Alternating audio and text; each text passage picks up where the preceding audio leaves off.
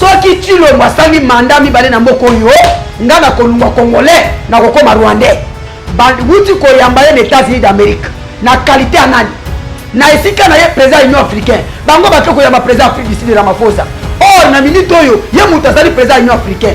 Le peuple d'abord est comme les Rwandais d'abord. Le peuple d'abord est comme Museveni d'abord. Le peuple d'abord est comme Kibasa d'abord. Ndeko Tshilombo kokamata $100,000 kopesa basali ensemble na mutuka moko. Et puis bakobenga Kadima candidat à chef. Wuta mukolo nini na seni bakoma koposer ba candidat à chef.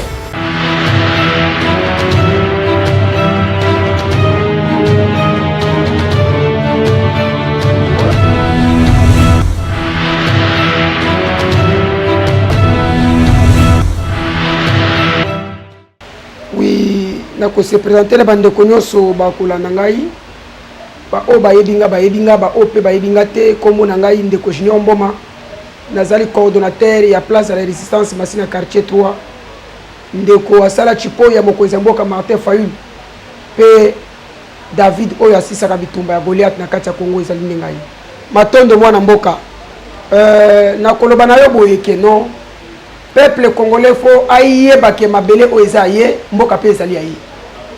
La première des choses na koyebisa ba Kongomani, nous devons nous prendre en charge nous-mêmes parce que la RDC nous appartient. Le président Martin Fayulu a koyebisa ba Kongomani te basala soulèvement. Mais conscience na biso ba Kongomani faut etinda biso nini obiso to kosala.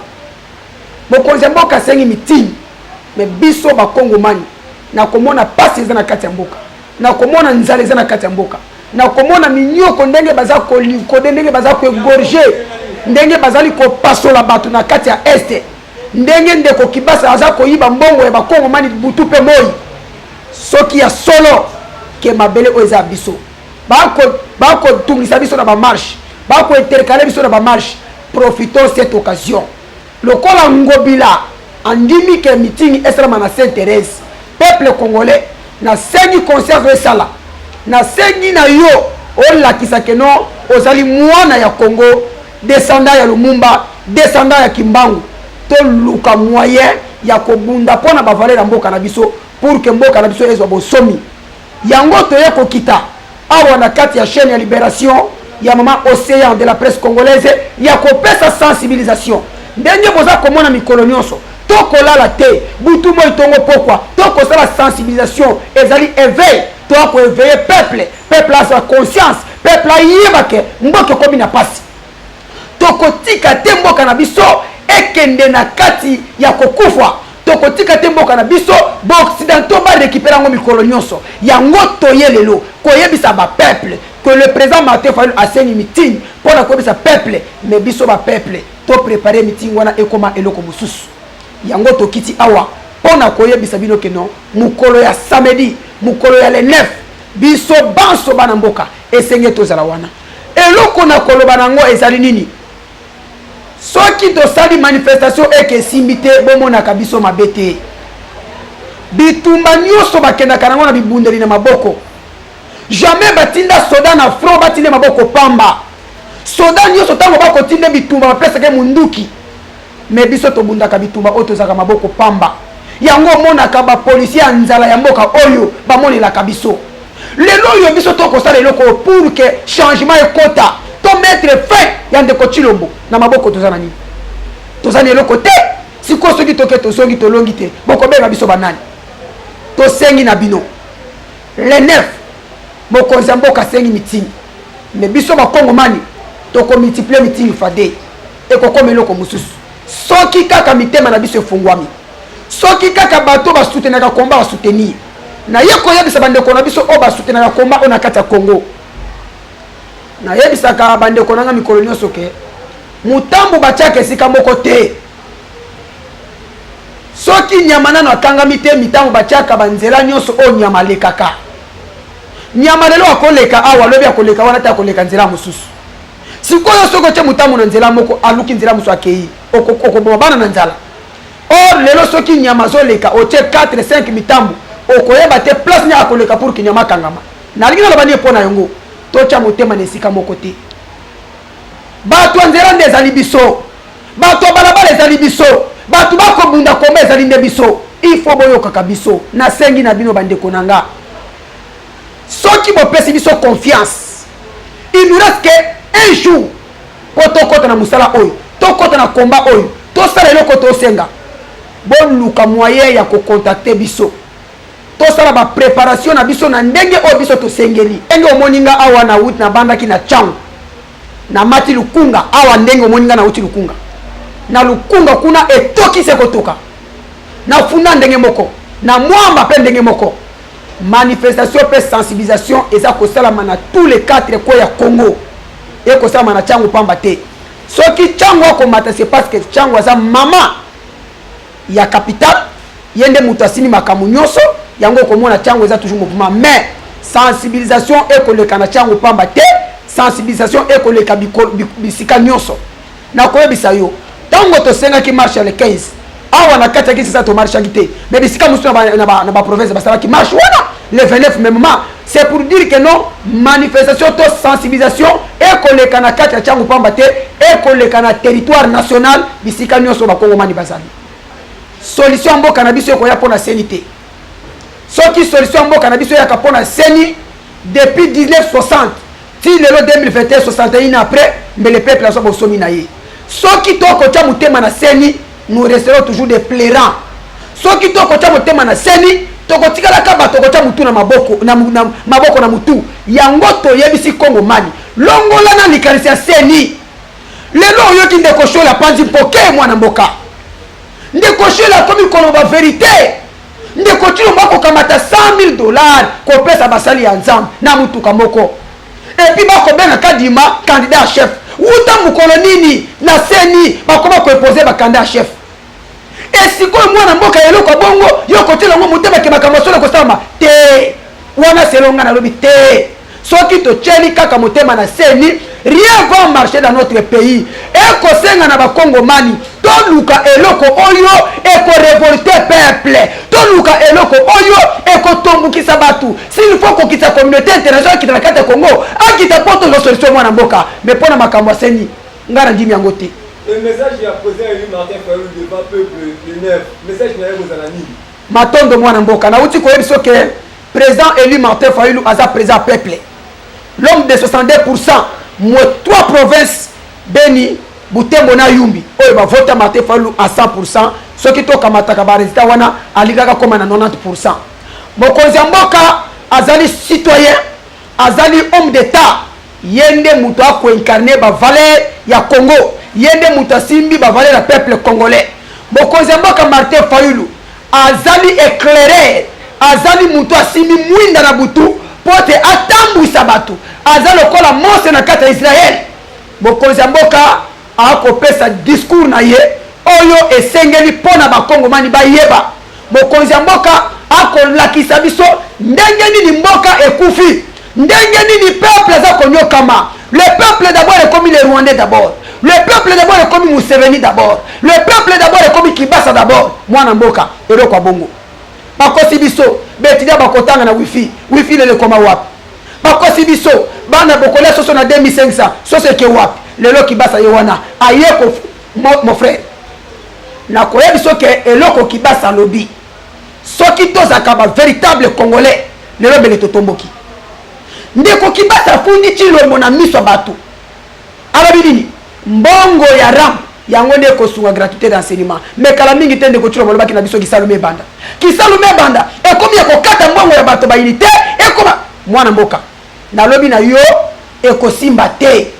Mokonzi mboka kopesa discours attaque mokonzi mboka mais charge ya makambo oyo etali mokonzi mboka te etali biso ba Kongomani.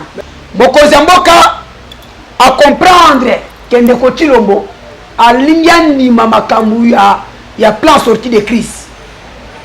Programme ndeko Chilombo ezali nini?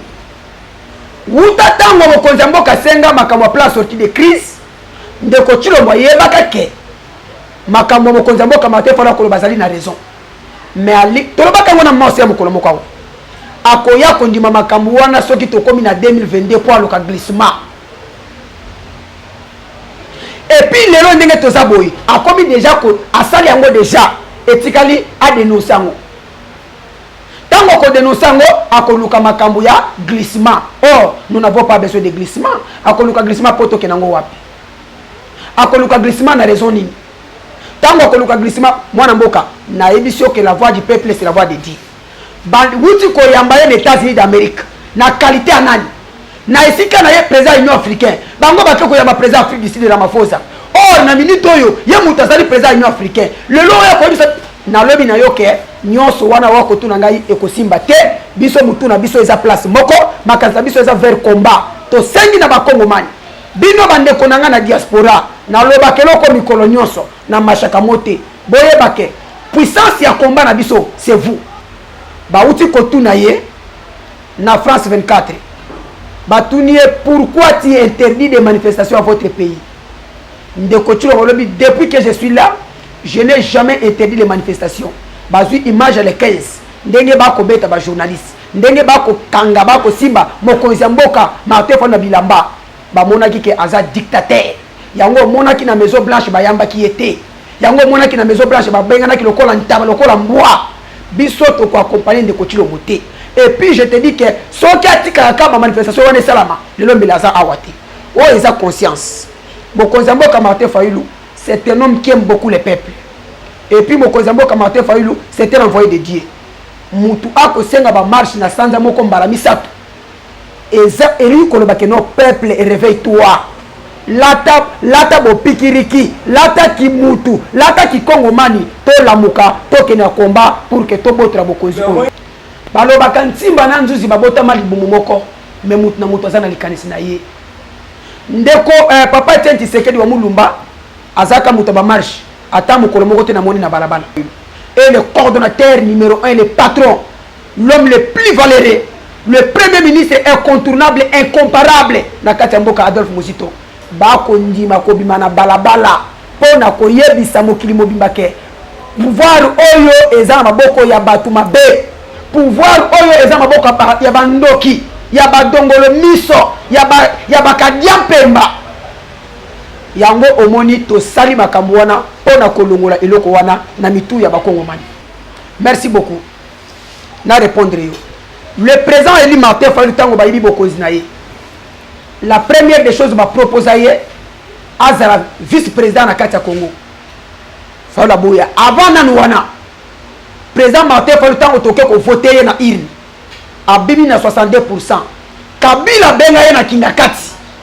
Pour akende ko luka négociation entre bokonzi. Le président Eli Aloba, le pouvoir ne se négocie pas. Aboya na ye. Ndeko tilo ba promettre ye. Akoma vice-président, bokonzi mboka boya na ye. Asengi union salité au mona batu oya nzala. Au moni ba politicien ba yako luka mbongo. Ndenge balanda union salité. Po ba kende ko zami tuka, po ba kende ko mbongo, po ba kende ko mapango, po ba kende ko bongisa vie, po ba tina banga poto. Mais mokonzi mboka Martin Fayulu boya na ye. Aloba na biso. Ne soyez pas distraits, chers compatriotes. L'union sacrée, rien n'est d'autre que la seconde grossesse du couple FCC cache. Aloba yango. Aloba na biso, les civils ont sauté. Ils vont commencer à sauter. Les pieds ont été déplacés. Ils vont trouver un nouveau nom, mais les systèmes restent les mêmes. Le lomo kozamboka Fayulu kezo mutuka. Pona ko pesa yenini et puis pona ko bénéficier nini. Ezali lokuta. Liboso aboloba kia kinga kati.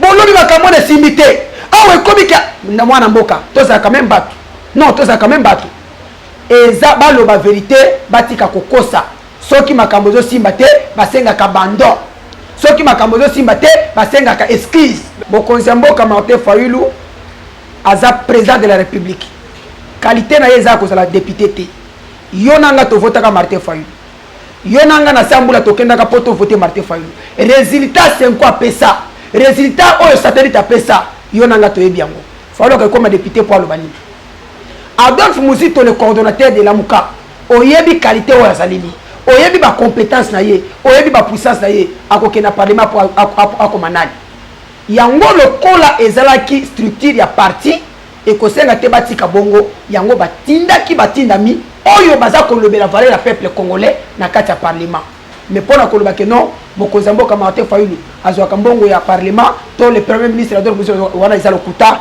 vraiment wana kotango na mututi na la kiso image au Martin Fayulu asala marche makolo po mona yango parce que ngana to zaka na terrain ata mokolo moko te mokonzi mboka tikala kosala marche na jipe bongo ba image o bazozwa mokili mobimba bazolaka ngo wapi. Le président élu Martin Fayulu n'a jamais marché na mutuka mokonzi mboka tambolaka makolo mokomusunga na yo tozalaka na balabala ndenge bon natuni yo question mokolo babene le lamba azaka na mutuka mokolo batobola jipe a mutuka na pina jipe na ye azalaka na mutuka. Il est le président. Si nous voyons que ça ne va pas, nous devons le protéger. Où est le mal? Ma bézalité. Ceux qui te montrent que danger Zoya, le corps à président, on va directement le protéger. Bissomo koto sali sécurité na ye pour que ma bé comme il a été. Mon consignio sur ceux qui ont tambola na marche. Jamais à côté de mutuka na ye. Place nyo son marche aussi là. À combattre na mutuka zonginda. Le président peut nous demander le meeting. Mais biso to komi sango le komosusu. Mais il y a une qualité na ye attaque homme d'état à Koloba et puis maloba oya Koloba ça va révolter la population. Maloba oya Koloba et kotinda peuple à se révolter à sala oya sengeli selon droit ya mboka. Mais tolobi meeting pe leka ebele. Toka ba discours ebele et loko moko tetikala ko marché te.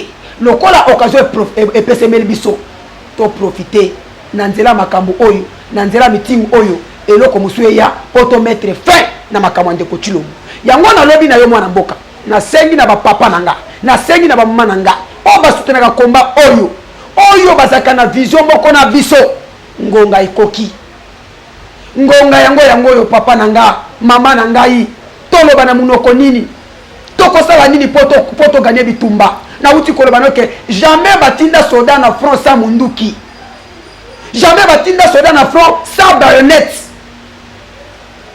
Bango baza koya bazo préparer bakocha la climogène bakocha ba matraque bakocha biloko ndenge na ndenge bongo biso batoko ke na front tozani na maboko mais soki biso pe toza préparer na ke capacité o biso tebeli ba policier mboka na biso soki to tumika kata moko to mibale pe mwana mboka bakotele mate bakotika na biso nzela soulèvement et bandi wana communauté internationale kiti makambo sili ça je t'assure aujourd'hui soki ke ba teli biso misolo mwana mboka na yebisio na marché moté si les choses ne marchent pas ceux qui ba manifestation simbaka te c'est parce que biso ba homme de riba pesa biso loko te ça je le dis tango toko ke maboko pamba gaz toki kuna minduke koyoki kuna biso toko se protéger nani toko résister contre nani yango omona ke non tango ekotoka gaz eleki masas eleki lokola tocha la protection te tosani tokei. Mais ceux qui doivent préparer, bah pèse biso bibundeli, bah pèse biso bah oh to kosa la pona biso to ko ba wone na itande kete to kei bango bah pèse ceux qui biso to zongi ils vont fuir. Ça je te dis, ceux qui le kuta ba meka ko pèse biso oh biso to senga lelo oh biso to senga ba pèse biso ceux qui simbité to ko skiske ou bien ba pèse biso sur le côté mais ceux qui te na biso que non ceux qui yé ba bien que les neuf et ko ça la fin. Parce que tout ça est déterminé, tout ça a puissance, tout ça a force, tout ça a technique qu'on doit appliquer pour que tu aies un policier. Mobutu, aye à l'objet naza CCC ko kukungwendo wa Zabanga. Au moins qui mele Mobutu. Mobutu à l'objet naza kukungwendo CCC ko wa Zabanga. Au moins qui mele Mobutu. Et puis Congolais pendant qu'on va béni véritable Congolais. Est-ce qu'encore le belo kwa bongo? Les gens soutiennent les individus, mais les gens ne soutiennent pas l'intérêt national. C'est pourquoi tu l'as dit, Ndeko Kabuya. Ceux qui tuent le Mwasali mandat mi balé na mboko yo, ngana kolumba Congolais, na kokoma Rwandais. Ceux qui tuent le mbo, asali de mandat na mboko yo, ngana kolumba Congolais, na koma speso ginani. Na ye awa, pona koloba na sentiment te, mais na ye awa pona ko préciser bino. Na ye awa pona koyebisa mutu nyonso ke non samedi ekozala fin ya makambo nyonso soki oyo biso tozoluka emonani yango na yebiso awa tende kokabuya soki omonaka bato bakimaka c'est parce que bibundeli oyo biso tosengaka mpo bapesa biso ezalaka te nga nazobima na balabala naza na mai te naza na monotove te naza na alliance pere te naza na nini te gaz eye 2-3 fois na osani.